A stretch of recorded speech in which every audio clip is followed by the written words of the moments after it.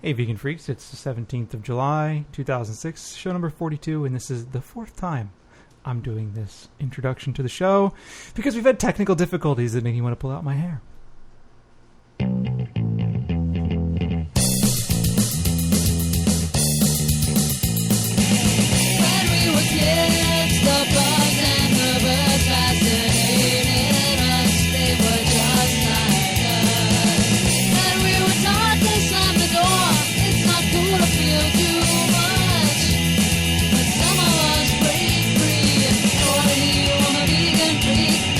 Hey, welcome everybody. It's show number 42, and I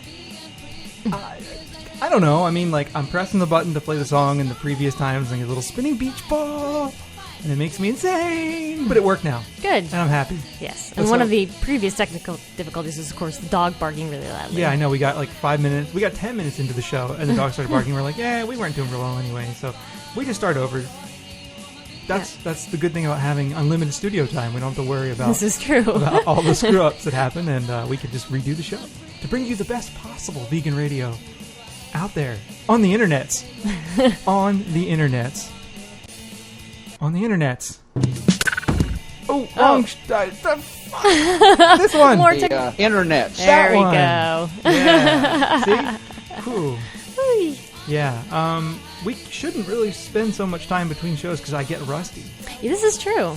Yeah. This is true. But we had good reason for not having a show this past coming weekend. We did, and we will talk about it on the show today. We were at the first annual, I hope annual, Vegan Freak Meetup in Central New York. Let's put it that way. Mm-hmm. Yeah. And so we're going to talk about that on the show. We're going to do some shout-outs. We're going to talk about things we've seen in the media. And in the news. And the internet. On the internets as well. Indeed. And we're going to play some songs for you, one of which has nothing to do about veganism, but I just love the song, and I want to share it with you. Cool. And it's my show, so I get to do that. What else are we going to do? We're going to do some emails, voicemails. And we have an interview with Martin Rowe from Lantern Books, who I think will scare the hell out of you. Mm-hmm. I really should have gotten a hold of that REM song, but End of the World. Yes. Yeah. I didn't think about that until just now, so I'm an idiot. Oh, well. But anyway, welcome back to another week of Vegan Freak Radio. We've got a lot of stuff we want to talk about today, so we're going to get right into it. We've got a couple shout-outs we need to get out of the way. Yeah, we need to shout out to Dan and Jenna from Abolition Radio because they always shout out to us. They do. So. They're very always generously referencing our show on their show and talking about things that we're doing. So it's cool. They have their most recent show is kind of an interesting take on some op-ed piece about animal welfare and animal rights, and ranting about the Communist Party and various kinds of cults of personality that pop up around that. And interesting show they have going. So go check them out.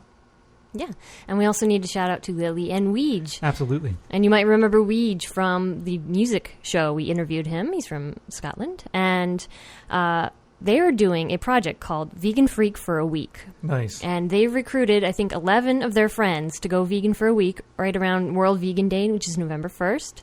Cool. And they're doing it as a charity kind of thing. So they've gotten donations from all kinds of people. People are raising money. They're doing it, like a sponsorship kind of thing. And they have a blog, which is keeping track of their progress. And what's the blog address? Do you know? No. Oh. It's Vegan Freak for a Week, but I don't remember if it's Blogspot. It's probably Blogspot. But we'll put it in the show notes. We will indeed.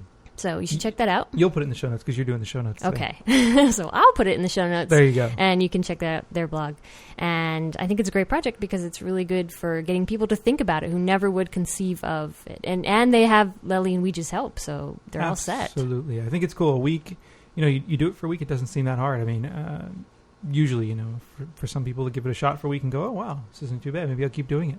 Mm-hmm. So, cool. Yeah, and I should also mention that Nicole on her blog did a similar project a couple weeks ago. She's from Australia and didn't have quite the same success as Lely and Weege are hoping to have, but I think it got people thinking. So it's great to see that people are doing these kind of weeks with their helping out their friends. Absolutely. Raising some money for good causes and things like that. Mm-hmm. Very cool. So to kind of get into the meat of the show. Yeah, I know. That's just horrible. I shouldn't even make puns like that. Not vegan. Of course not. Yeah, I know. Because people love to do that in articles about I know. about veganism. So yeah, too much. It really is too much. But anyway, to get into the show itself, like we said at the beginning, this past week, or about a week ago or so, or a little more than a week ago, was the first annual Vegan Freak Meetup, and that all took place in and around Ithaca and Watkins Glen, New York. Yeah, there were about 25 of us that showed up at the sanctuary. We went to the Farm Sanctuary. Yeah, so went to Farm Sanctuary, and we hung out and drank and had a good time, and much merriment was made. Indeed. And merriment was made even before people got there. That's true. So I think you should play the first merriment observation here. Okay, well, people should know. Does the voicemail have context in it? I think so. Okay. Enough. It's a Hey, drunk Jenna. Hey, Bob. This is Joe. Middle-class Joe from the forum. Joe. And I'm having a drinky poo. Little drinky. With the two best vegans on the forum. Stop, you're making me laugh. I think they want to talk to you, too. I just want to say I love you guys. Oh, we love you, too. I'm seeing you in, what, 3 days? 3 days? Something like that. Yeah. Hey, this is Jackson. What's up? We're just over here having a martini, and we thought we would call and say hi. A martini? We're all really excited about meeting up at Farm Sanctuary, and very fancy. Yeah, I guess that's it. Nell says she doesn't want to talk, so I'm not going to hand her the phone, but she says she loves you, and I love you too. Aww. You guys are fucking awesome, and I guess that's it. Bye. Oh, we love you all too. We do indeed, and they're the kind of drunks I like. They're not mean drunks. They're lovey They're happy drunks. When Joe gets drunk, he gets on the phone and calls people. So on Friday night when we got there to Ithaca, we went to this bar called the Chapter House, which Dino called a dive. Holding his hand up in the air, like he was waving away a bug somewhere a couple feet above his head. It's a dive. Well, pardon me. Dino did not like the bar. He called it a dive, and it is a dive. But what good bars aren't dives? Exactly. I'm not going to be in some swank. Yeah, where you can't spill your drink on the table, and you can't mark up the table, and I'm not going to be in some bar where Thievery Corporation's playing. I'm just not going to be in there. It's like I'm just not that cool. So anyway, we were at the bar, and we were having a good time, drinking some booze and hanging out, and you could see Joe when the night kind of went on a little further. Joe just takes his phone and goes over in a corner and starts calling all of his friends. This is Joe. Hey, this is Joe. I love you. It's great. So he's a nice drunk. I like that about Joe. Joe also is a very generous drunk. He buys a lot of drinks. So it was a lot of fun. We hung out, drank a lot of beer and other things. And Joe turned us on to a new drink that I hate to like, but I do like it. I have to admit, it was Stoli, vanilla, and Coke. Yeah. And I know Coke is evil. I know. Liquor's evil. I know. But Stoli and Coke was really quite good. Mm-hmm. So we liked that a lot. So anyway, Friday night we all hung out at a bar called the Chapter House and had a bit to drink. Some of us more than others. And sadly, I didn't get really messed up at that thing. I thought I would. I had planned to get kind of a little messed up, but I decided not to because originally I had a tattoo appointment on Friday, but I showed up and the guy wasn't there, and so he had to reschedule the appointment to Saturday morning at 8:30. And I'm like, oh my god, I'm not going to go get a tattoo done half, hungover or whatever. And sometimes if you drink enough, you wake up in the morning, you're still drunk. So I wanted very much to avoid that, so I was drinking pretty moderately that evening. Nevertheless, we did do a voicemail at the bar. We did. I kept trying to call our voicemail, and it was so noisy in the bar, I couldn't tell if I was connecting or not. But just take a little listen to this. Hey, Bob, this is Bob. I was so drunk that I couldn't even dial the voicemail correctly. But actually, I'm not even drunk. I'm just fucking stupid. It's the voicemail. So what is up? This is Jackson. What the hell is going on? Well, let's see. I'm fucking drunk right now, and Joe was just telling me secretly how drunk he was. So I think everybody's having a really good time.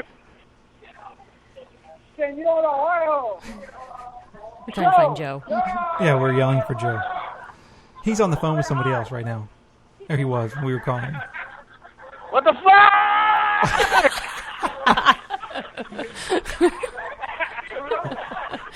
Yeah, can I have a cab? Please. Who is that? I don't know who that was. Disjunct? Vegans are such fucking losers. I hate them all. Oh my God, who said that? That was Ida. Hello. Hello, this is Eric. We saw a deer today. That was cool. That was it. No. Are we still alive? Let's see. Oh, there it goes. There it cut off. So Okay. we were passing the bar, the phone around the bar. We're all kind of messed up, and I don't know. It was kind of fun. It was fun. We had a really good time. Mm-hmm. So that was on Friday, and people were partying pretty hard. It was cool. And then on Saturday, we got up in the morning, and I got a tattoo. And then we went over to Farm Sanctuary. Yeah, which is in Watkins Glen, New York, which is like the farm sanctuary, one of the first. And Nell, who you'll know from our previous shows, Mm-hmm. who does product reviews, got all of this stuff organized. It was really an amazing feat of organization to get all this stuff sorted out ahead of time. I mean, Nell could herd anarchist cats. Mm-hmm. You know, she's got an amazing ability for this stuff. So this wouldn't have happened without Nell. There's no question about it, because I am the single most disorganized person on the planet, probably. Close to it. I'm really disorganized.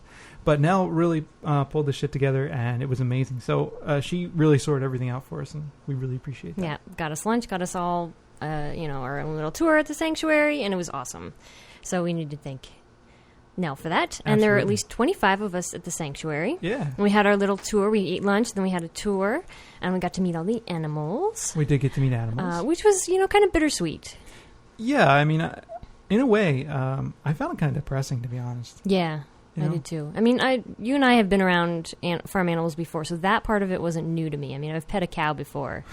But at the same time, it was still touching to be able to see the animals up close. It was. And you really got to...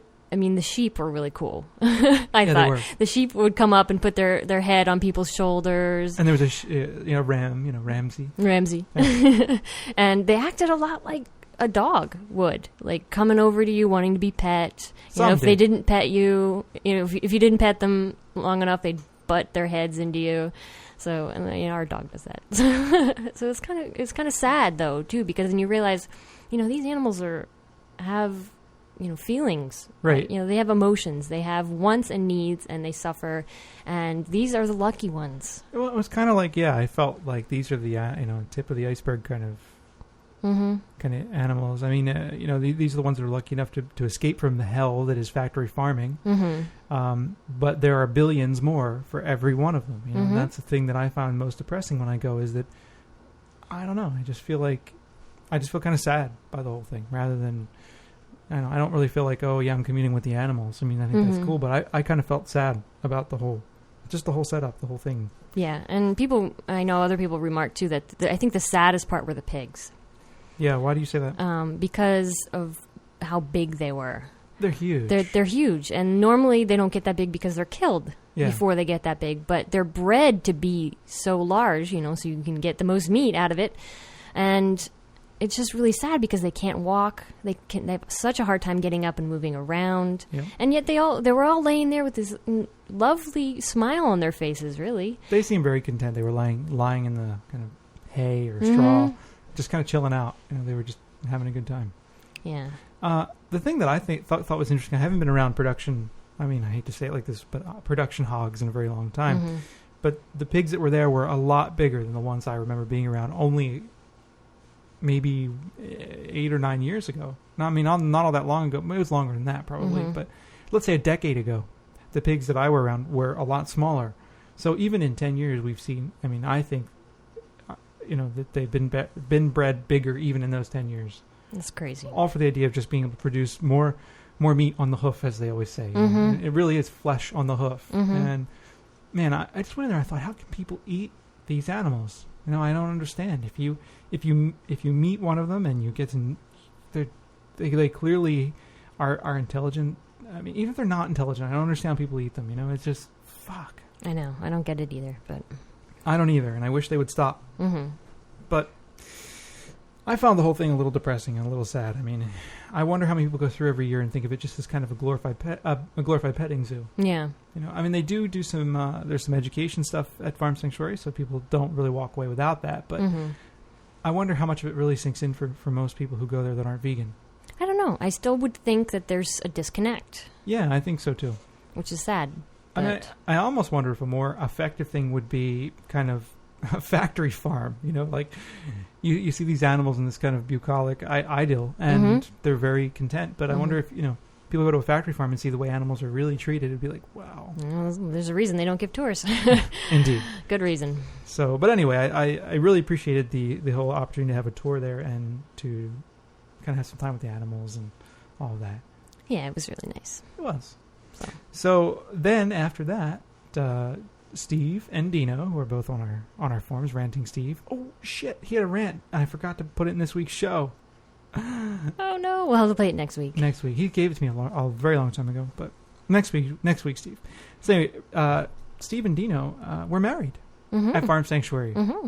So it was really cool.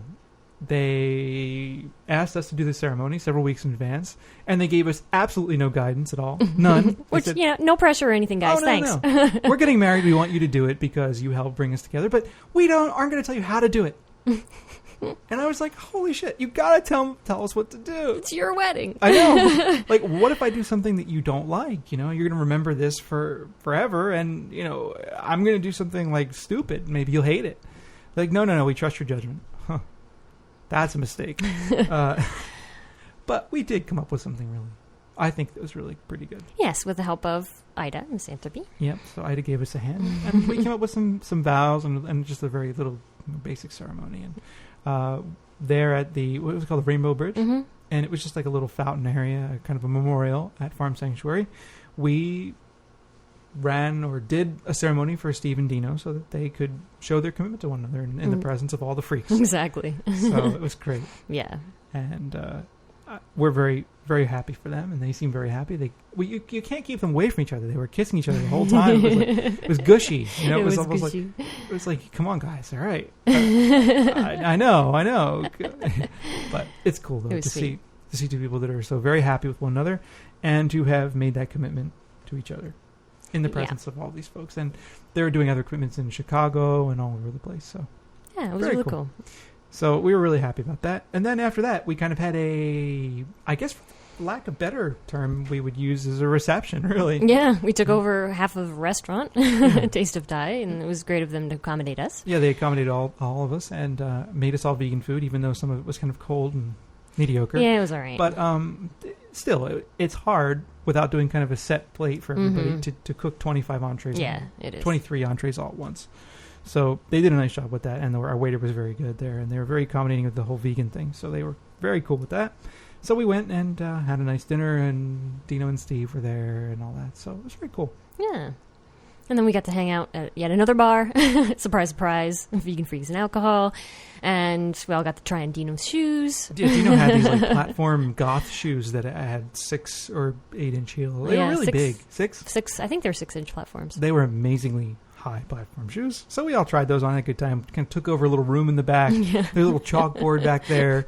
And I think Jackson had written on the board, vegans only, everybody else get out, bitches, or something like that on the board. So this seems to be a theme of the weekend: is vegan freaks taking over places. Like we had to have our own tour group at Farm Sanctuary because there were so many of us. We sort of took over the room at the bar, and then we sort of took over the restaurant, and then we sort of took over the place where we went to get subs. Well, that's good though, because we vegans need to colonize more space. Exactly, we do, man. We need to colonize. So it was really cool. And Saturday night was a lot of fun, too. Yeah. I drank and did things, jumped on Joe. And I don't know. I didn't play pool. I just drank and hung out. Yeah. And there were a lot of great people there. It was nice to talk to each of them. And, I wish we had more time because I really didn't talk to everybody. Yeah, I know. As much as I wanted to. Yeah. But it was really cool. It was nice, yeah. And as everybody has been lamenting since then, it was nice to be in vegan world for a little while where no one gave you shit. Yeah. People accommodated us. And, it was just so nice to be around so many other vegans, which does not happen in the real world. It was really cool. It was nice. And I had a lot of fun, I just had a lot of fun getting to know everybody and meet everybody in person after talking to all these people online and via email and all that stuff. So it was really cool, and it was also fun to listen to Just Junk bust on Joe's mom constantly. So that was a lot of fun. Yeah, and it was just a lot. It was just a good weekend. So if I think the next one is in the works, I don't know where it will be. Who knows? I hope not on the West Coast. No offense, West Coasters, but well, this was originally slated to be the Northeast Vegan Freak Meetup. Yeah, that's true. So, but people end up coming from all over the place. But. True. But anyway, yeah, the next one will be probably next year sometime in the summer, and I'll go, depending on where it is. I will go. So I think it'd be a lot of fun if you you stay tuned, because you got a year coming and it'll come up again. But it was a blast and it was so cool. And I don't know, I'm just repeating myself over and over, so I'm going to stop. Okay. So I don't know. I feel like it was much more exciting than we're making it sound. No, I don't know. Yeah, it was really exciting, but you have to be there, I guess. You have to be there. You had to have been there. Yeah. It was just nice to be around a whole shitload of vegans for a while. Yeah. Because it's a rare thing for most of us. Yeah. Cool. So keep your eyes peeled for the next one coming up. All right. What else? Now we got things in the news and on the internets. On the internets. The internets. Don't you have your little ditty? Oh, right. I do have a little ditty. This one. This ditty. That ditty. I hear there's rumors on the internet. I love that little. I like making him sound like a fool. A couple things from the internet I want to talk about very briefly here. First off, from our forums, Eric's posted news that C.C. Baird, who is the Class B dog dealer in the HBO documentary Dealing Dogs, was sentenced. And let's see, on Friday, July 14th, Baird was sentenced in federal court. And it says the largest USDA licensed Class B animal dealer and pet theft ring operator was sentenced to 3 years probation and 6 months home detention following his guilty plea in August 2005 to felony charges of conspiracy to launder money in an operation involving the sale of dogs and cats to research laboratories. Baird's wife, Patsy, was sentenced to 2 years probation for misprison of felony mail fraud. What the hell's that? Misprison. I don't know. That's weird. I don't know that word. I'm a knucklehead. Anyway, the Baird's criminal fines were $10,000. So they were fined and sentenced to some time. I think probation. Yeah, right. I think $10,000 is incredibly small amount for them to be fined for what they did. And probation.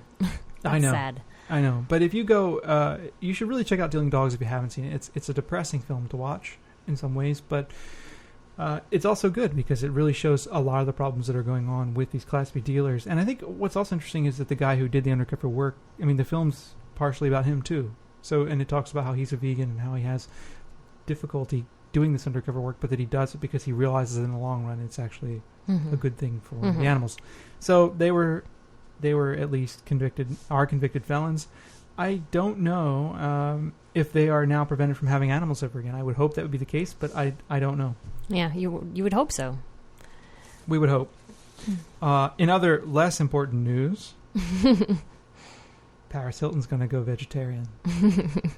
Yeah, we'll see how long that lasts. Yeah, well, it says here, the blonde star says she's converted to vegetarianism after the former model, the estranged wife of Sir Paul McCartney, showed her a shocking video of animal cruelty. She said, from that point, I've never worn fur and I never will. Totally. No, I don't know. The likes I added. And totally. She also says, I haven't also eaten any meat since. I just survive on pasta and stuff like that. I was grossed out. It was disgusting. Paris also claims she is nothing like the ditzy blonde character she says she invented for her reality TV show, The Simple Life. She added in an interview with Britain's The Sun newspaper, all reality shows are fake. So there you go. So she says that she is in fact going to go not vegan, but vegetarian. And get rid of her fur. I'll believe it when I see it, but hey, if there are super people out there who like Paris Hilton and she goes vegetarian and it convinces somebody else out there to go vegetarian. Hey, you never know. Or at least to stop wearing fur. Yeah. That's a good thing. When stars come out against fur, I think is a good thing, at the very least. I always wonder about this, though. I mean, people come out against fur so adamantly. Mm-hmm. But why don't we come out against leather? Because leather is essentially fur without, leather is the skin with the fur removed. Yeah. I mean, no one's all uptight about leather. We don't go splashing fake blood on people wearing leather. What the hell? I don't know.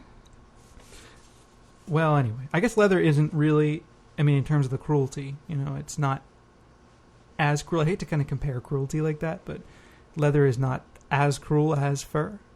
I suppose. But it's still cruel. It is. And it's still really bad for the environment. And it's disgusting. Horrible. So don't wear leather. Don't buy leather. No. Okay. One other thing I thought was kind of interesting. These are all from our forums, so various people posted these things. CBS, the TV network, is going to place its eye logo and lineup slogans on 35 million eggs via lasers. So they're actually going to inscribe or etch little slogans into eggs that are going to be sold to consumers. So they're advertising right on the egg. And it says here, the etching is ultra-thin to a depth of 59 micrometers, or 5% of the shell's thickness. And so they're actually using this to just advertise to people as they buy eggs. I just... Why? I mean, whatever. That's disgusting. I mean, the hen went through so much of that, of sitting in a battery cage to produce that egg. What does Eric Marcus say? How many hours for one egg? I Like forget. 30 hours for one egg or something like that? I don't remember. They spend? You better be careful quoting statistics like that. We'll get some critique later on that we don't thoroughly enough research. Right. Things Okay. we're saying So on I the have not show. researched the statistic, but it's a lot of hours per egg. How's that? That's good. Okay. So. Anyway, to produce that, and they're using it for fucking advertising. Well, yeah. I wonder if we paid enough, if we could get, A vegan message on there? Don't eat me? Don't eat me. Yeah, right. The hen spent X amount of hours producing this egg. Someone could certainly do that with stickers, not that I would ever advise a defacement of property. Of course not. Well, anyway, those are the things that were on the internet, so I thought were worth talking about. I think the most exciting thing, though, is that Paris Hilton's going to go vegetarian. Oh, my God. Totally. Totally cool. So, yeah, CC Baird's going down. CBS is advertising on eggs, and Paris Hilton is the flavor of the week. I don't fucking know. I'm done. Okay, but we also wanted to talk about, we often talk about the appearance of vegans in the media, various forms of media, and on television and that kind of thing. And we talked in the past about commercials. And apparently now there's a Hummer commercial that has like this vegetarian guy buying tofu and stuff, and there's this guy behind him buying a whole shitload of meat, and the guy like realizes he's suddenly emasculated and goes out and buys a Hummer. Really? Apparently. Shit, I have wow. not seen this commercial, but somebody on our forums posted about it. That's horrible. Isn't it? It's like, I eat tofu, so I don't have any testicles. It's like, what? Yeah, apparently you have to kill things to be a man. Well, you do, and you have to have a Hummer as well. Yeah. You have to have an FUV. An FUV? Yeah, fuck you vehicles. That's what they are. Exactly. They're massive FUVs driving around everywhere. It's like a giant, driving one of those like a giant middle finger. Mm-hmm. And I don't know. I mean, it's like tofu has become kind of like the stand-in for being a pussy. Mm-hmm. It really has. I mean, I hate to use such a gendered term, but come Yeah. on, let's be realistic, right? Everyone knows what I mean when I say it. It's like that, I eat tofu, and that means in the media out there that you're suddenly some kind of weak, effeminate. I don't know. Take all the things that you want to add into people who don't eat meat, and that's what tofu becomes. Right. And actually, this was done up pretty well. There's a show on HBO now called Lucky Louie. And it's this kind of strange comedy. They film it live, I think. It's a sitcom. It's a sitcom. And it's like a half-hour thing. And it's cool because it's on HBO, so they can curse. And they curse a lot. Yeah, it's nice. And it's about this working-class guy, like I think he's an auto mechanic or something, and his wife, and they live in New York or something. And this latest episode, they're all getting together playing cards or whatever, and this guy, they're running around chasing each other, and this guy has a heart attack, this kind of big guy, and one of the characters' wives is a nurse, so they all go to the hospital. And after that, the wife, who's the nurse, is really worried about her husband, because the husband goes out and like sneaks donuts and everything, and he eats like shit. He eats like shit. He eats McDonald's, and so she wants him to eat better, so she goes out and buys kale and tempeh and all these things, and of course he's like totally emasculated by this, and so he goes out and sneaks more donuts. And so she's a nurse, so she keeps taking his blood samples down to the hospital and wondering why his cholesterol's going up. She's supposedly making him all this good food. And then there's this other scene where the guy who had a heart attack, he's at their house, and his wife brings him these pizzas and milkshakes and everything. And he's like, God, how can you eat that? You just had a heart attack. And they're all like, oh, it's just genetic. Yeah, it's all genetic. Which is so amazing. Exactly. But do you hear people say that kind of shit? Like, they don't give a shit. People say that all the time. Like, you know, oh, I can't do anything about it, so I'm just going to eat whatever the hell I want. Well, I'm going to eat whatever I want and take Lipitor or whatever. Yeah, right. You know, it's like, exactly. Of course, we're going to use that magic pill to always solve the problem rather than actually thinking about what you're eating, think about the cholesterol you're consuming, and it's just so much easier to take a pill, you know? Yeah, but then this guy, the wife and the guy basically say that, oh, well, I don't want you sneaking food, so he goes out and buys this huge McDonald's meal and brings it home and eats it in front of her, and she's disgusted. She passes out. Yeah. And it was disgusting, too. But their whole take on the connection of masculinity to food and versus actually eating healthy was kind of funny, the way they did it. They poke a lot of fun at it for sure. So, yeah, it was good. So that was funny. And then there's this other TV show that we only ever end up watching when we're in hotels because we never would watch it any other time. It's on during the day. You're in a hotel room, you turn on the TV for some noise or whatever. And I think it's called Take Home Chef. Is that what it's called? Take Home or Take Out? I think it's Take Home Chef. Yeah. Yeah. So there's this, I think, is he Australian? I don't know what he is. He's got an accent. Yeah, he's kind of Rod Stewart-ish. Yeah. Young Rod Stewart-ish. I think he's Australian. I don't know what he is. I forget. Anyway, he goes to the grocery store and finds a person shopping. It's always a woman. Yeah. And he goes, okay, you shopping for your dinner tonight? They're like, yeah. Well, can I take you home and make dinner for you? And of course, I mean, well, there's always these kind of subtle. Yeah, it has a subtle sexual overtone. It's like, yeah, and I think they're pretty much always in California, and they always seem to be in a Whole Foods. You really think that's a Whole Foods? Yeah, I think at the end I saw a credit for Whole Foods. Ah, no surprise there. Yeah. Okay. Because they're all kind of bougie anyway. The people that he picks up. No, they aren't all bougie. They have like apartments and shit. Not all of them, but some of them. No, well, the one we watched. What did we watch? Like 3 of them. Yeah. Okay. Well, anyway. Yeah. Anyway. So he goes up to this one with this episode we watched. He goes up to this woman. She's like, "Well, all right, if you want." She goes, "I'm a vegetarian," and he's like, "You saw? I missed. I was just listening at this point." He was. I don't remember exactly what he said, but it was basically, "Oh shit." Yeah, he had this look on his face, apparently, he said. So he's like, well, I'm up for a challenge, so we'll do it. And then she started adding kind of these qualifiers. She's a near vegan. Yeah, she doesn't eat eggs. They don't eat eggs. They don't eat refined sugars. And he's like, oh. And very little cheese. Is the only thing they eat, apparently. So he was he was kind of stumped. So they go to the grocery store, and they're finding things to make. And he does find a pretty good-looking meal to put together for them. Some soba noodles and things like that, I think it was. Mm-hmm, soba noodles with some mushrooms and other veggies and a salad at the beginning and then some sort of mango dish for dessert.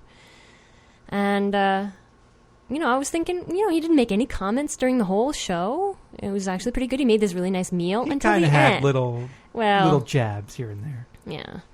But until the end. So what did he do at the end? At the end... He's like, oh, I made this all. It was a challenge, but I did it. Like, made it sound like it was this really hard thing not to actually use meat. And at the end, he's like, all right, now I'm going to go to a steakhouse. And he takes off. I mean, it's ridiculous. Like, it was so fucking annoying. I get annoyed with that whole thing. Like, oh, I have to balance out the vegetarian meal I just ate with steak. I know. Yeah. So that was weird. It was annoying. It was, but he made a very nice meal, so I can't fault him there. But I mean, the whole, oh, now I'm going to go have a steak. Ha, ha, ha, ha, ha. Oh, yeah, you're so damn funny. Yeah, right. What vegetarian hasn't heard that kind of lame shit before? Exactly. Knucklehead. This person, you're in this person's home, and, you have shared this nice meal together, and then you're going to go fucking be annoying. Really? Well, another thing, too, we were listening to the radio the other day, and a totally different topic here, because we're going to move away from the take-home chef or whatever he is, take out, whatever he is, I don't know. So we're listening to the radio. We have satellite radio, and it annoys me to no end that we have it. Not that we have it, but we have Sirius satellite radio, and they have music channels on there that basically suck. They just suck. The music on Sirius, horrible. Mm-hmm. So, but we're in the car, and we're listening to the one channel, and they have kind of what they call left of center, which is supposed to be like a kind of indie channel, but it usually ends up being really shitty, kind of boring stuff on the left of center channel. Mm-hmm. So we go over to Alt Nation, which sometimes has some good stuff on it. Like they played the new Rise Against song on there. Yeah. So we're over there listening to that, and some band, Boy on Boy or Boy Against Boy, or I don't know. Isn't Boy on Boy like porn or something? Yeah. Anyway, Boy on Boy or whatever they're called is having some kind of contest where they have a cookout. Mm-hmm. They will come to your house and do a cookout for you. First, I'm like, who the hell is this band, and why would I want them at my house? Like, get the fuck away from my house. I wouldn't want you here. And I wouldn't. And number two, so the woman's like, well, they'll come to your house and cook you all kinds of great stuff like barbecue and stuff. Unless you're one of those creepy vegetarians. Then they might make you a tofu pup. And I was like, what? What the fuck? I know. Like, creepy? You're creepy? I know. It's like, am I the one who is going to eat some hot dog, like a real hot dog, with ground up fucking eyeballs in it? I'm creepy? I know. You're eating like... You're eating death. You're eating like a fucking serial killer, and I'm creepy? Yeah. Yeah. Sorry. I just didn't... creepy? Yeah, I think it's pretty creepy to carve up an animal and eat it, but that's just me, I guess. Yeah, you know what we call people who carve up living things and freeze them? Serial killers. Yeah. And, that's what it would be, is you have, like, all these body parts in her fridge. Serial killer. So I'm creepy because I'm not going to eat fucking bloody meat. And I don't understand what's creepy about that. So I was very angry. And I'm always usually ranting at that stupid radio anyway. I mean, the talk radio is very good on Sirius, but the music channels suck my left one. Mm-hmm. Hard. Mm-hmm. Creepy. So, I thought that was creepy. Yeah. Fucking so those are our portrayals of vegans in the media. Wrap up here. Yep. I think what we need to do is segue into a song that I like. Yeah. This song, I heard it the other day, and I just, the album is great. It's the group is called Report Suspicious Activity, and it's I don't know when the album came out, in 2005 maybe. And anyway, this song is called Revenge. It has nothing to do with veganism as far as I can tell, but it's just a really good song. Just listen to the lyrics. It's great. If you ever need to get revenge on somebody, just play it, and it actually has kind of a cathartic edge to it. So enjoy. Fuck, wrong song.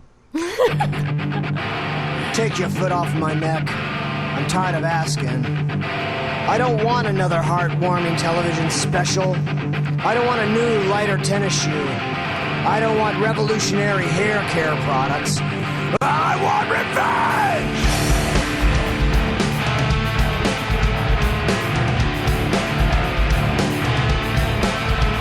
I want your BMW 330 to throw a rod. I want the mechanic to overcharge you. I want revenge.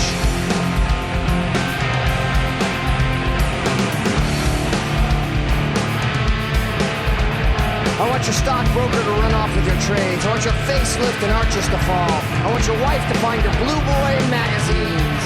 I want revenge. Oh, yeah. I want your daughter to drop ecstasy and sneak into discos with rappers wearing gold chains. I want gypsies to steal your credit cards on your Paris vacation. I want your son to drive drunk. I want your property taxes to go up. I want revenge! I want revenge!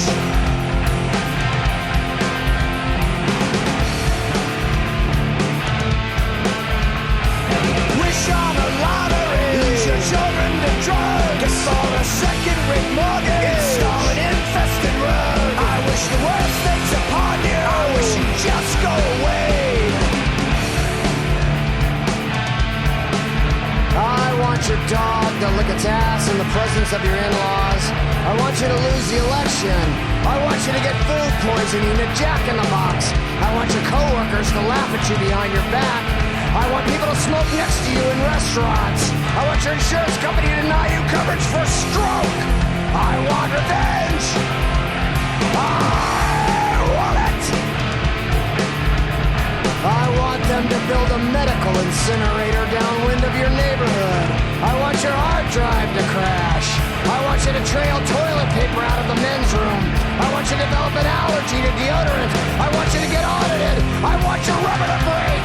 I want revenge. I want revenge.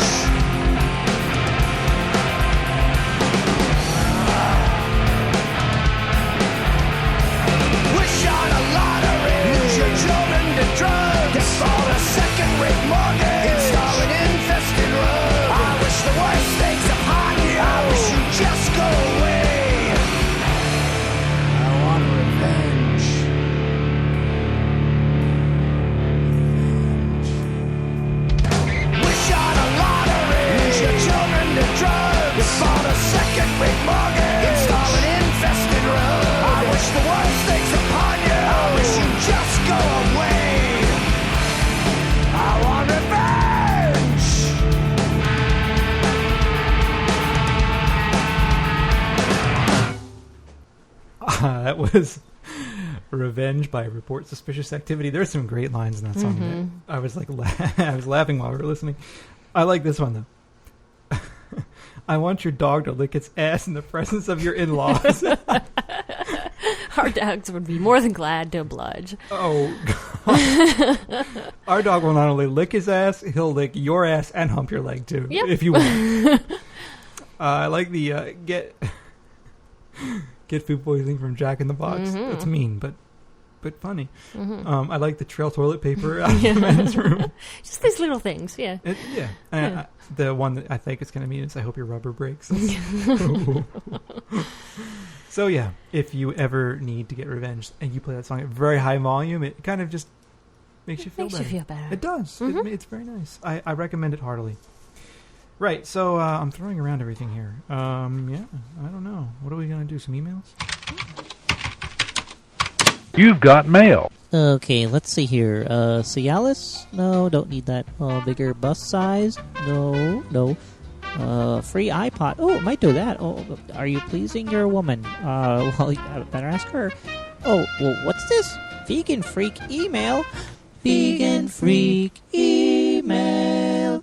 Yes. Okay, we got a couple emails for you this week. Yeah, we haven't done emails in a while. I haven't heard our email themes in a while. I know. I don't know. I think we're just lazy.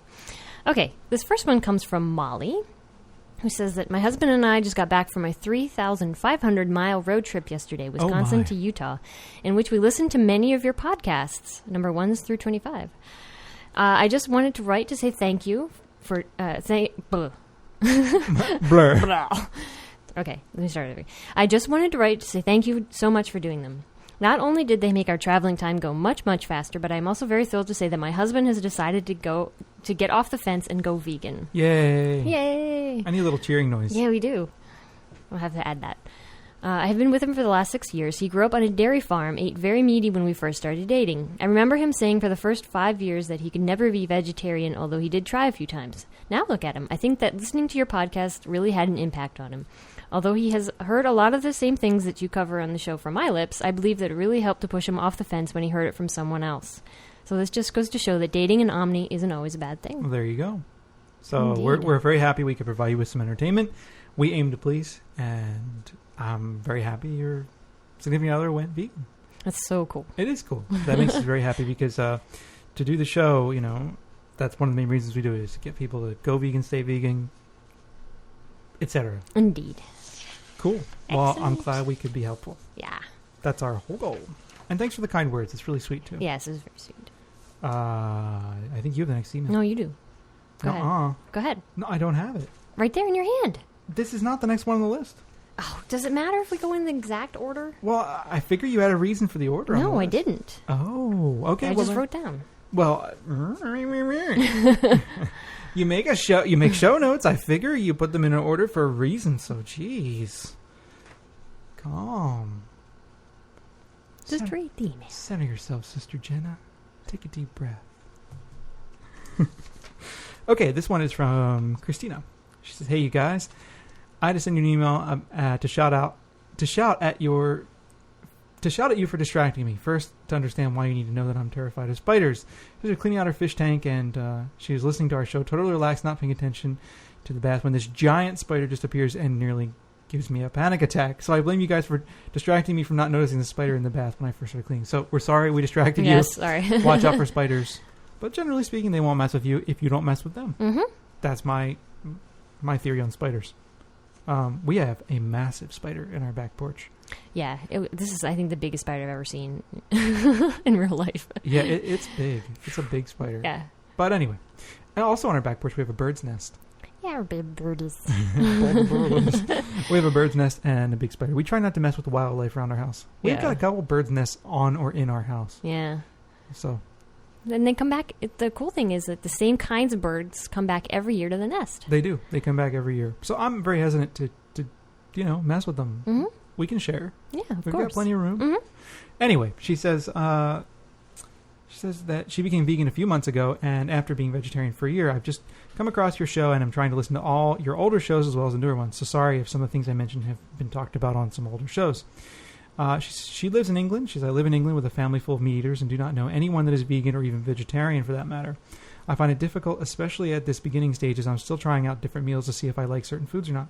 So sometimes my diet isn't the best it could be, which worries my mom, but I'm taking supplements. My first plan was to test meals first, then become vegan, but once I'd made the decision to be vegan, I just couldn't stand eating all that crap still. Oh, and that reminds me, does Dino have any recipes anywhere? He talks way too fast for me to catch everything he says. Well, let me say about Dino, it gets better as we go on in terms of the shows, because like at first he was really fast, but we got him to slow down. Yeah. And now he does talk a lot about recipes, but he has a cookbook coming out in November. Mm-hmm. But it's also cool. I mean, I understand where you're coming from there, Christina. Like, it's hard when you know not to be vegan. Like, if you know all the stuff that's going on and it bothers you, it's hard not to be a vegan. And that's kind of how it was for me. Mm-hmm. So I understand where you're coming from, but and it is hard if you don't have a lot of people around you. But you know, it's good that you're experimenting, good that you're trying out new foods. Exactly, that's exactly what you need to do. I completely agree. You should get your hands on a couple good cookbooks, and there are many out there. We did a cookbook review show last week, or whenever we did that. So you should check that out. She says though that let's see, I do find it difficult to reply to people's questions about being vegan though. However, someone said to me the other day, so why are you vegan? To which I replied, well, why are you not? He said, well, I like meat. So I just replied, well, I like vegetables, and that was it.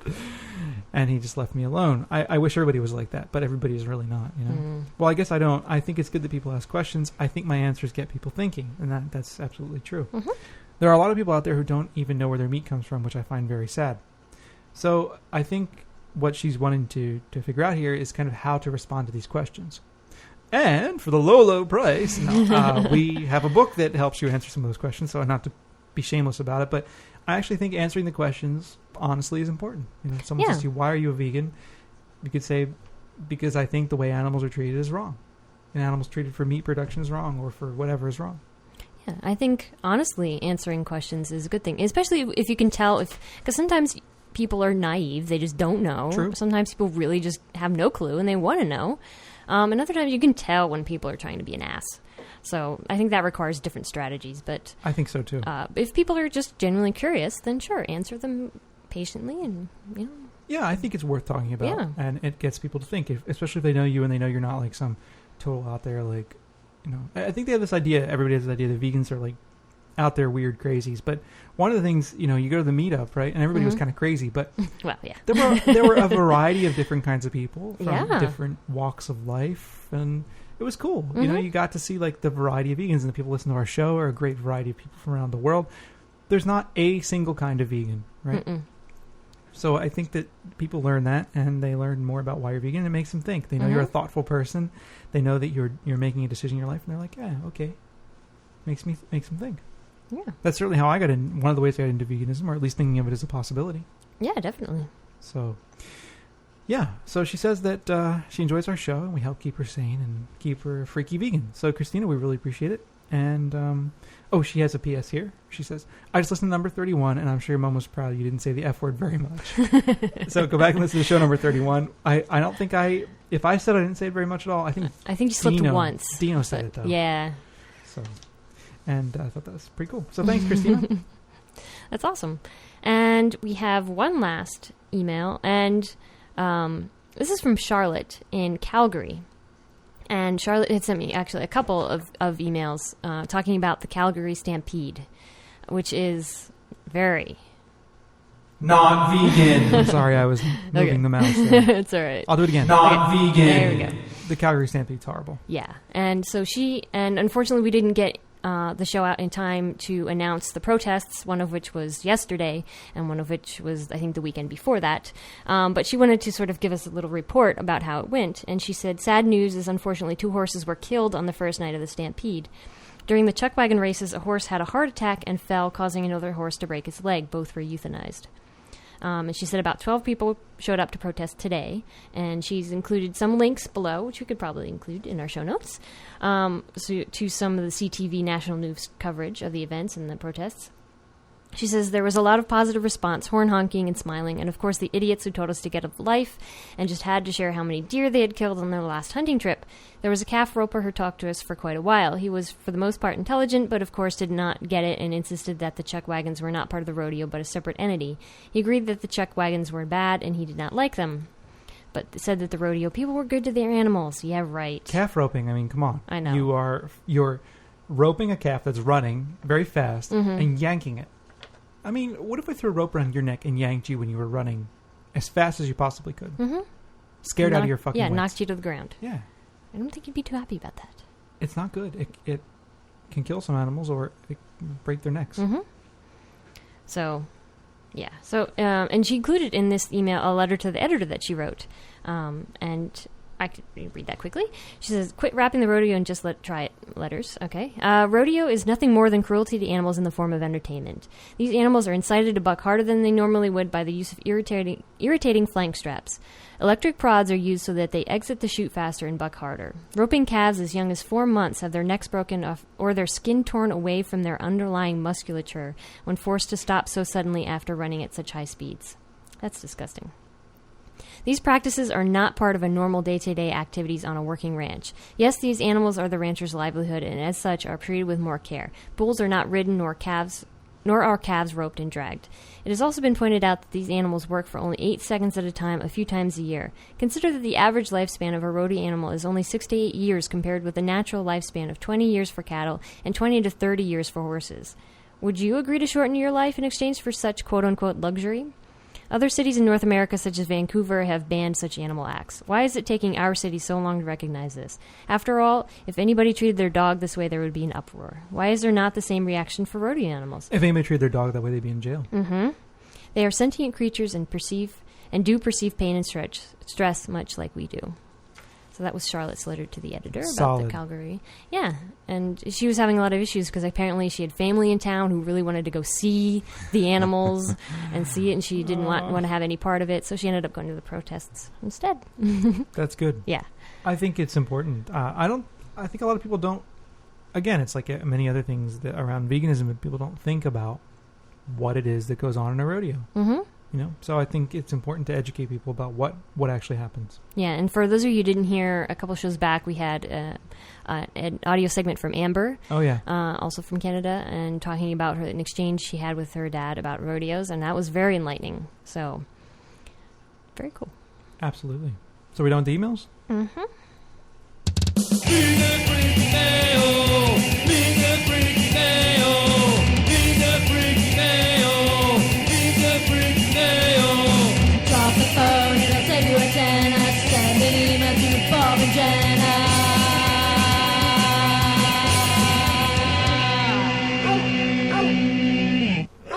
And remember, you can always send us email at podcast@veganfreak.com. Now we've got some different kind of mail.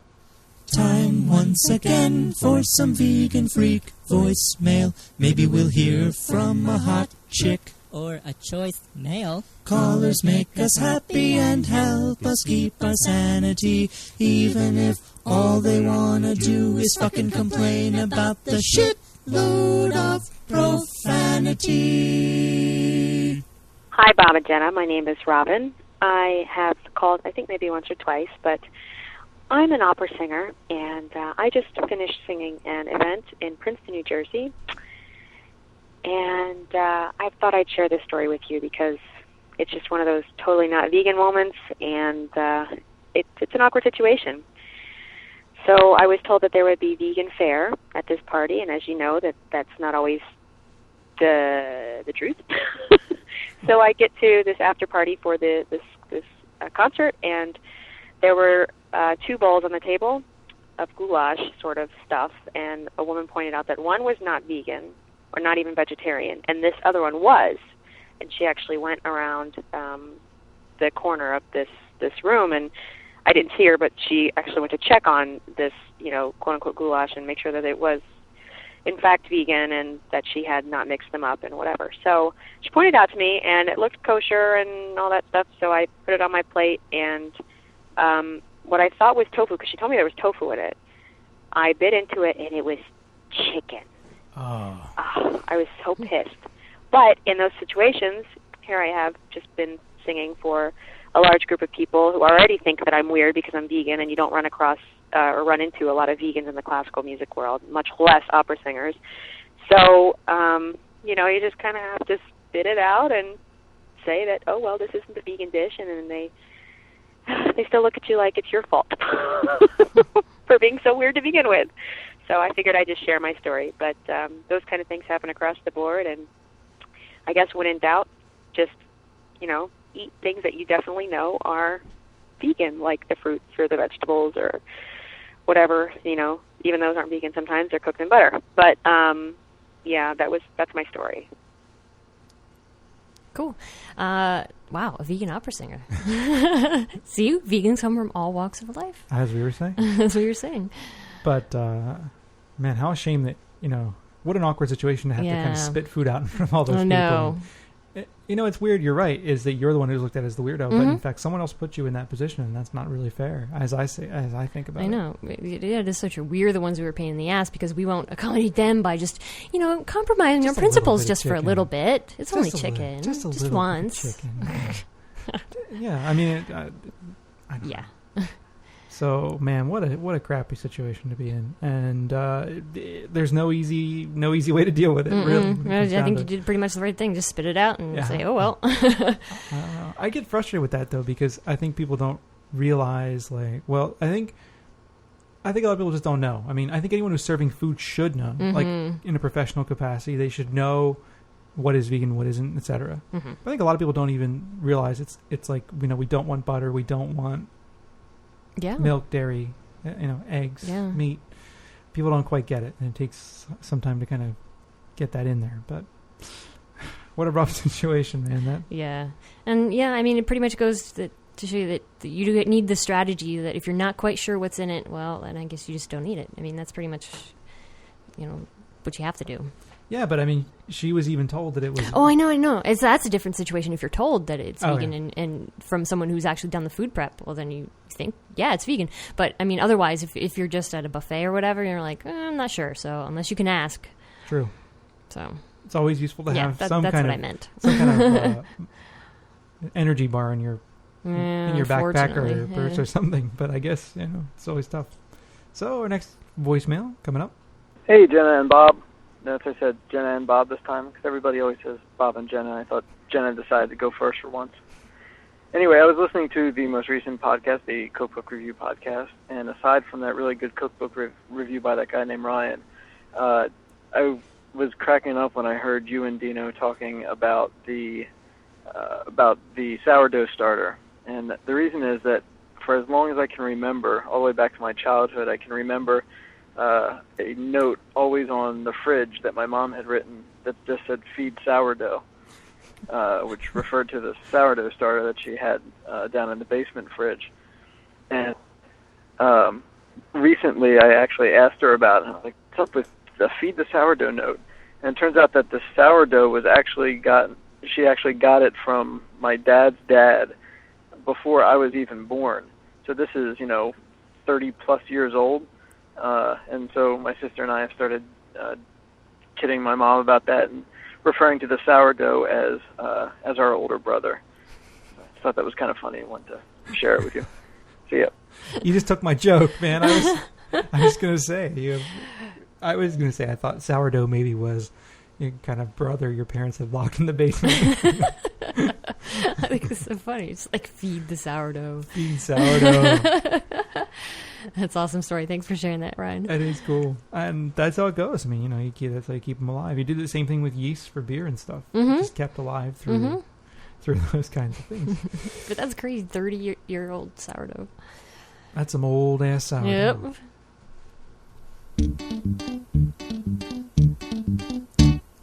267-295-1944. Write the number down on your refrigerator door.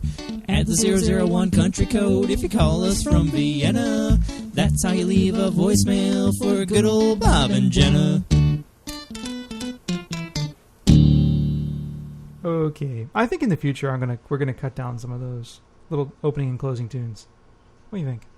They're pretty short, they are. 30 seconds or so each. No? They're good. People, in the past when we don't play them, people send us emails like, what happened to the second tune? I didn't know what was going on in the show. Well, you come to expect it. I know. It becomes normal. So, anyway, you think we should play a song? Yeah, let's play another song. All right, here's what we're going to do. We're going to play a song, and we'll be right back. This song is Anti-Schism. And this is from Andy. Angry Duck Andy. And this song is called Flesh of Another. And this definitely does have an animal rights underlying philosophy to it. So enjoy.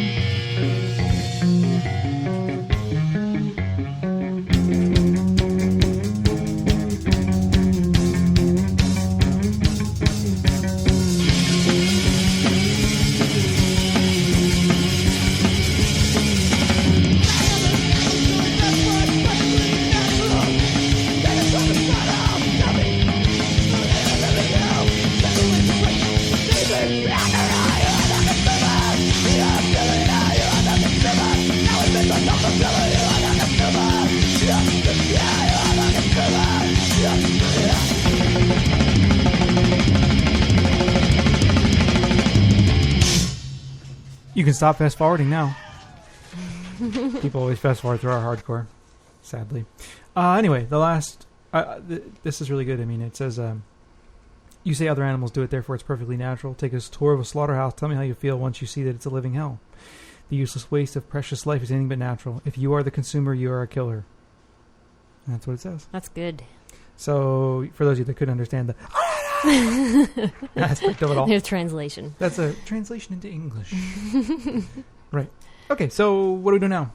We have an interview coming up with Martin Rowe from Lantern Books.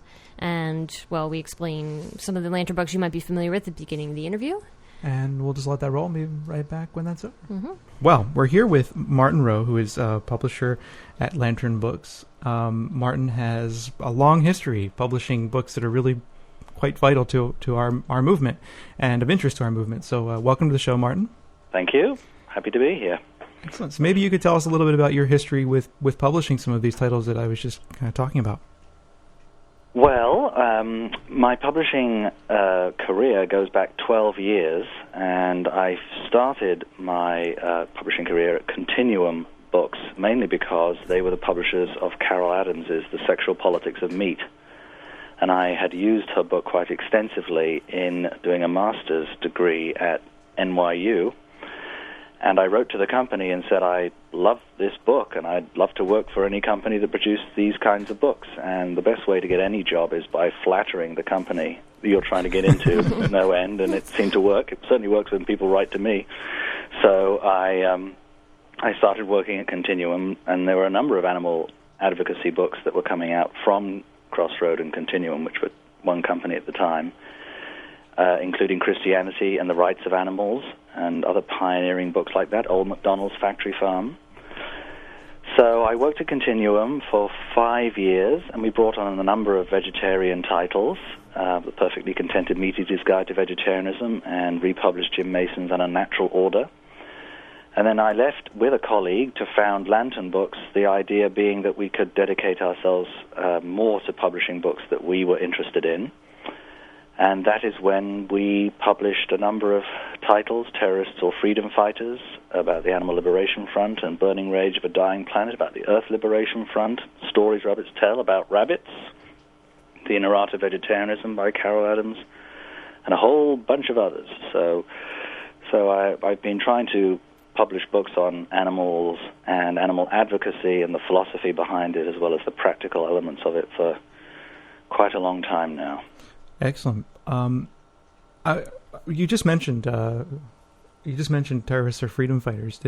Given the kind of what some people have been calling the Green Scare and things like that, was there any kind of hesitation or concern in publishing a title like that? Given kind of the political climate in our country at this time.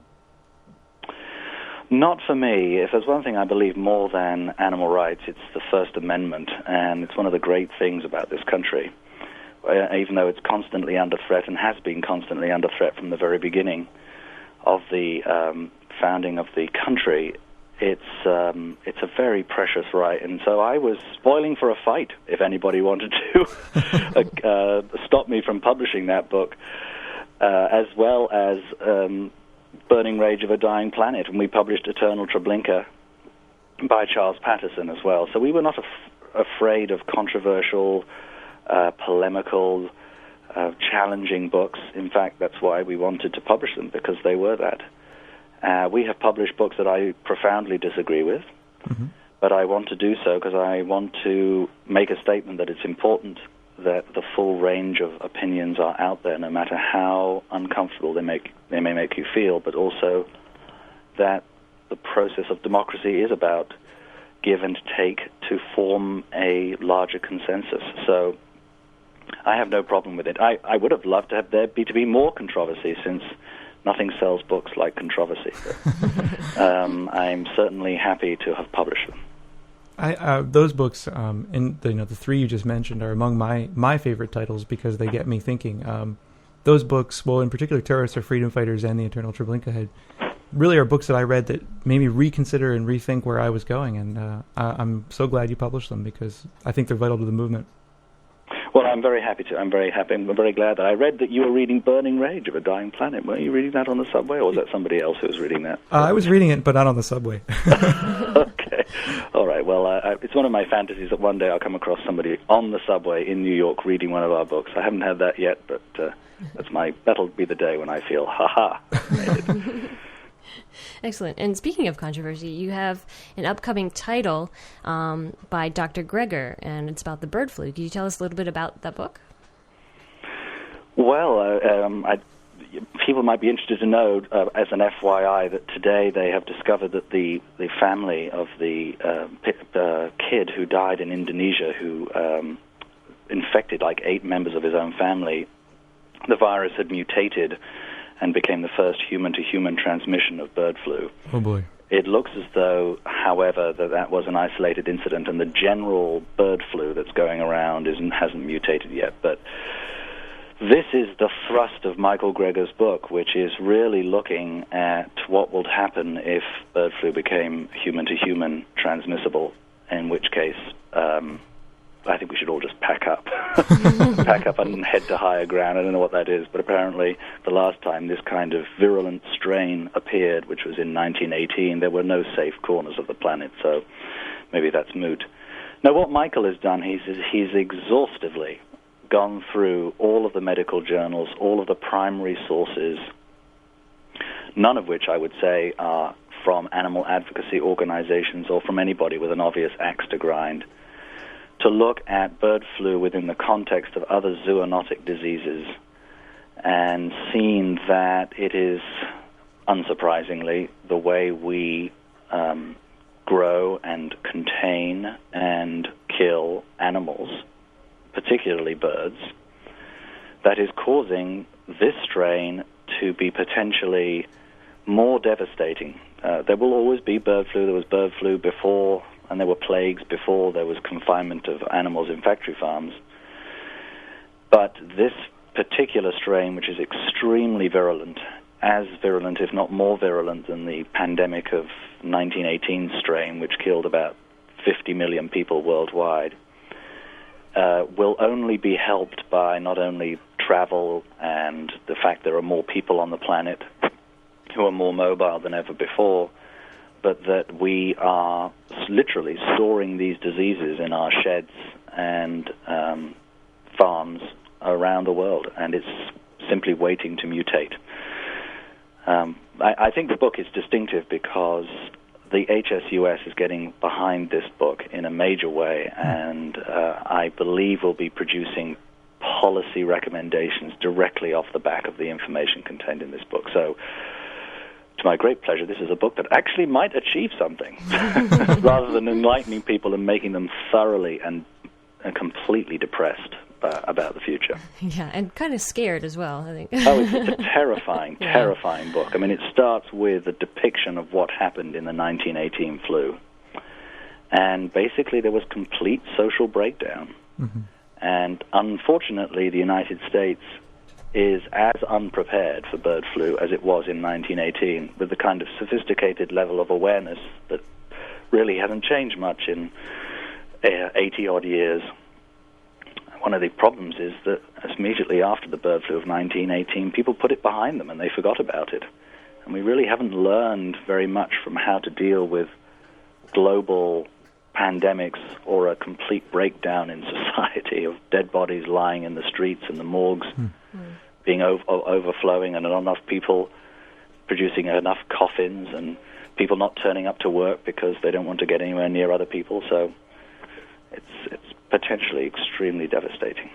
Absolutely, and I would think now even given the prevalence of global travel and how much easier it is to get from place to place in the world within a day or 36 hours, I imagine it will spread even quicker if it breaks out. Well, SARS took a few days to get to 4 other countries from one man entering a hotel ballroom to attend a wedding. So if SARS can do that, then a pandemic which will, given the nature of the virus, it's potentially possible for it to start mutating similarly and simultaneously all over the planet. So we really have no way of containing it into one particular region. That's scary as hell. But it's written... Michael has a wonderful gallows humor, so it's written in a very breezy way. Never has the end of the world as we know it seemed such entertainment. Well, and it's refreshing too that he brings up the fact that this is, our fault basically for confining chickens into such limited spaces and the way we raise factory farmed animals, and you don't see that very much in the press, or if at all. And so it's really nice to see the connection between the medical side and the animal advocacy side. Right, and he's at pains to make sure that he's not seen as somebody who's simply wanting us to feel bad for the chickens. He has made clear a complete, it's not even a continuum, it's a sort of, that Escher lithograph where 2 hands are drawing each other and one comes out of the paper and draws the hand which is on the other side coming out of the paper. It's one hand drawing that they are part and parcel of the same problem. And he makes it very clear that we are digging our own graves by doing this, as well as the graves of hundreds of millions of birds and other animals as well who are likely to die, not from the bird flu strain, but from the other strains of zoonotic diseases that keep popping up and that we keep wanting to cull animals for. So it's a very vicious cycle. I just have this desire to play, REM's "It's the End of the World as We Know It" right now. Exactly, yeah. Well, I was listening to my iPod this morning. I was in the gym trying to keep my body ready to receive the bird flu virus successfully. And by the way, being a vegan, you're not safe. There's nothing that vegans can feel superior about here. So. No, it's once it mutates, it's passes human to human. In fact, the healthier you are, the more likely you are to get it. Virulently, because the body starts, if it's anything like the 1918 virus, the body's immune system will start to attack itself, which is how the people died. Basically, the antibodies and the cytokines and all these other medical things that I'm not entirely sure about started attacking the body's immune system. So so everybody out there start just like eating crap food and just letting yourself go, because the sicker you are, the less likely your body's immune system is going to be in good shape, which means that you're more likely to survive. That's a rousing endorsement for 2 things I love: potato chips and beer. And get your doctor to give you Relenza and Tamiflu. Michael is very and the book contains how to look after yourself in the event of a human-human transition. Issue that, and get a gun and lots of water. See, I've been advocating that around here too. A gun and water. I think that's what we're going to need for when the apocalypse comes. That's right. Yeah, and obviously flashlight and everything, because nobody's going to show up to work. You're going to have no gas, no electricity, no running water, no police, but nobody. Wow. That's kind of depressing. So, but we keep publishing. You'll keep publishing even after the apocalypse. Yeah. I should say that we're just about to publish a book by Patrice Jones, who I don't know, you may know very well. She's an animal rights activist who looks after chickens in a sanctuary, and is also a long-time anti-violence activist. And her book is called Aftershock, and that's about how activists of all kinds, but also and particularly animal activists, deal with trauma and deal with what they have seen and what they know and what they've experienced, and how to process trauma so that you don't go into shock yourself and don't burn out and fall apart and act out on your partner or on others, etc. So once you've read Bird Flu, I would strongly advise people to read Aftershock, since they'll make a good combination. Excellent. That sounds like a really a book that would be really vital to a lot of folks I know, actually. Cause absolutely. This kind of work just seems to eat you alive in some ways. I mean, you think about all the suffering that goes on and all of the problems, and it seems overwhelming and just kind of eats away at you. Mm. Well, I've been trying to do that more recently in a number of books we publish. We're in production at the moment is The Lifelong Activist by Hilary Rettig, who's an animal activist, but she's also a business woman, an entrepreneur. And it's about how to maintain a life when you're being an activist, how to have a bank balance, and how to make sure that you be healthy and that you don't yell at everybody because you're so stressed out, and how to, be an activist for 50 years with steady and important work rather than an activist for 3 years and then go and live in a hut in Montana because you've had enough of trying to change the world. So that's a sort of combination. It's sort of this the non-traumatic PTSD side, which is what Patrice is concentrating on. This is a very, very practical life manual for the activist on being a successful human being as much as a successful activist. Wow, that sounds incredibly useful. When can we expect to see some of these titles? So you say they're in production and things. I would say that Lifelong Activist will be at the end of August, and Michael's going to be in early September, and Patrice is probably in October. Excellent. So they're all coming along. All on the fall schedule there. Yeah. Wonderful. Why don't we change gears a little bit away from the end of the world and stress, and maybe talk about, you had something to do with the founding of Satya Magazine, right? I did, way back in 1994. Beth Gould, who's the publisher, and I, who were then students of religious studies. We were doing a religious studies master's degree program at NYU, actually out of which Catherine Klein, who's the current editor, came. So it was quite a fruitful program. We decided to found a magazine. She was the publisher, I was the editor, which tried to bring together the different communities of environmentalists, animal activists, and vegetarians, and people who were interested in social justice, to try and make sure that they understood that there was much more that united them than divided them, and that there was a lot of common ground that could be explored and information exchanged. And so we started in June 94, and I got the latest issue of Satya, which is an issue on extraordinary lives, people who, all over the world, particularly in Africa, it seems, who are making a difference. And I am completely stunned by how the magazine has progressed and grown and, frankly, improved a lot since I started. I started way back. We both, I think, have grown a lot, but the magazine, since Kat has taken over and as more staff have come on, and Beth have really made it a completely wonderful magazine. I would strongly recommend anybody check it out online, satyamag.com, or get a subscription, more to the point. So I'm thrilled with the way it's grown. Excellent. Yeah, one of the things that I like about Satya is exactly what you mentioned, the fact that it ties together a lot of different areas that have a lot of similarities. And Lantern Books seems to do that as well, tying together, you don't just publish books about animal rights, but also environmentalism and activism in general and things like that. So it is good to see that the movement can tie together, because so often we see, you're only going to advocate for animals, what about humans? Mm-hmm. So it's sort of an answer to that question there. Right, and it's not the usual suspects, which is nice. I mean, they really bring out people who have not been heard of before, and they have a recognition of the voices of the South and those who are working in the trenches and who don't get the sort of visibility that journalists who live on the Upper West Side between 80th Street and 90th Street and Broadway and Columbus do.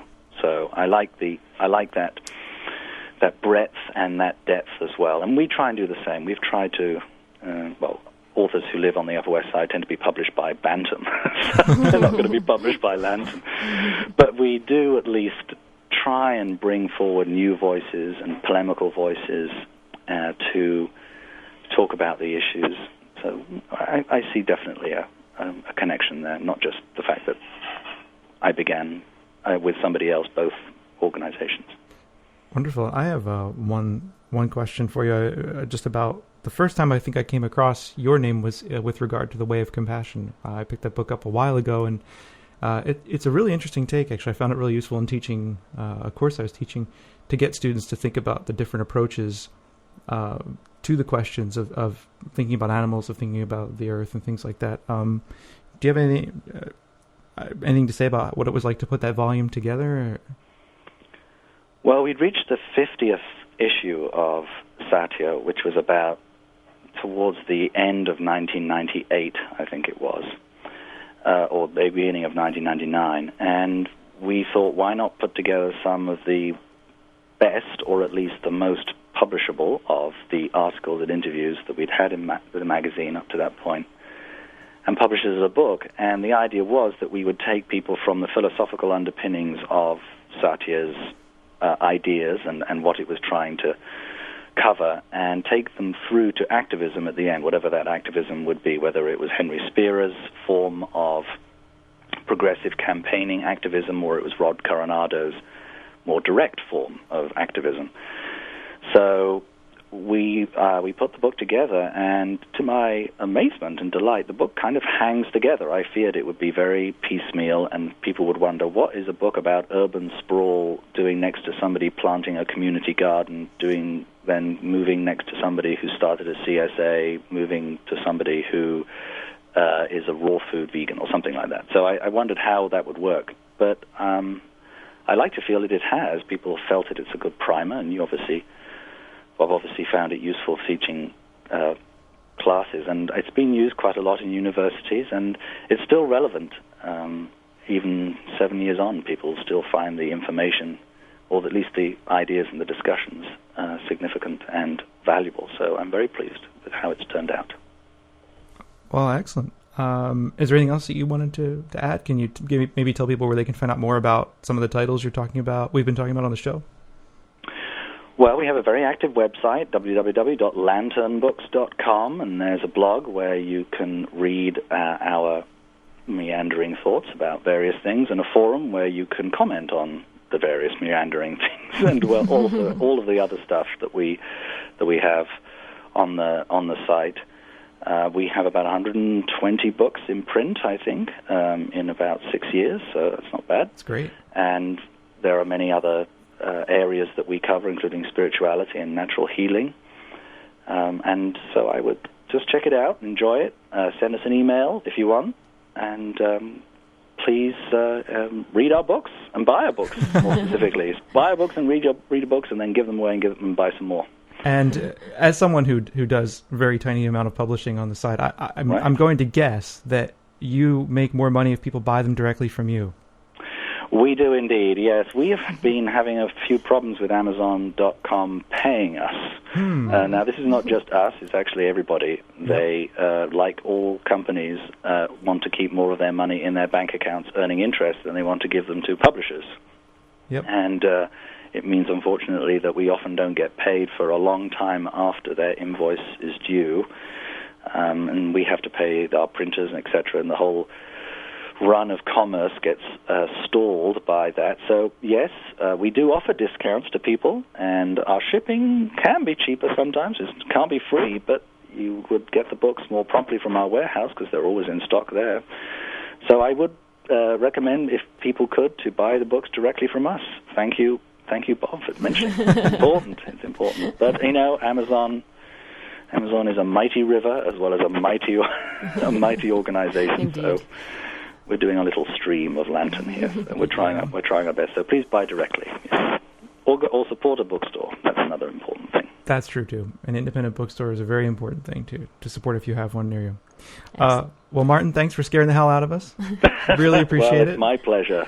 Yes, I'm happy to do it. Buy Michael Greger's book. It's got 3,100 references. You need never be stymied for information about complicated polysyllabic diseases ever again. Wonderful. Okay. Thank you very much. Thank you. All right, thanks, Martin, for that interview. Kind of scary. Always is.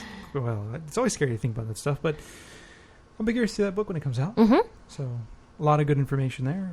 You can always check out Lantern Books, as you said, on their website and things like that. Yeah.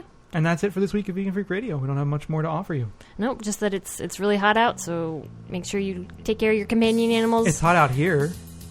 It's actually, there's a heat wave in the entire United States. Our listeners are from all and over in the Europe. world. What about Australia? I don't know. We have it's listeners winter in Australia. there. It's winter there, so then. And we have listeners in we get a lot of downloads from China, actually, and a couple from Japan, and the UK, and we have listeners all over the world, basically. I know. But in the U.S., there's a heat wave, and so you got to watch out. And I know you're all going to take care of your companion animals, so you got to watch out for the other idiots who are locking them in their cars. That's right. So, yep. Keep your eyes open for that. We'll be back again next week. I don't know what we have on tap for next week. Who knows? We'll figure something out. Yeah, but always you can get in touch with us. 267-295-1944 is the voicemail, and we can use a voicemailer too. Email is podcast@veganfreak.com. You can always get in touch with us at our website, podcast.veganfreak.com. You can come over to our forums, which have won a Veg Webby Award. Yes, that's right. As the most hip online forum, baby. Yeah. What else? That's about it. That's it. So basically, you type veganfreak.netcom or org into a search engine or into your browser, you're going to end up with us. Oh, vote for us at Podcast Alley. As always, we're probably way down the rankings. And if you're not a subscriber yet, you should subscribe. You should be. $4 a month brings you this kind of amazing radio, man. Come on. Plus access to the private subscriber cast, which always have hair metal on them. Mm-hmm. All right, we got to stop talking or the show is going to end, and we're not going to be done. So see you all next week. Bye. Bye.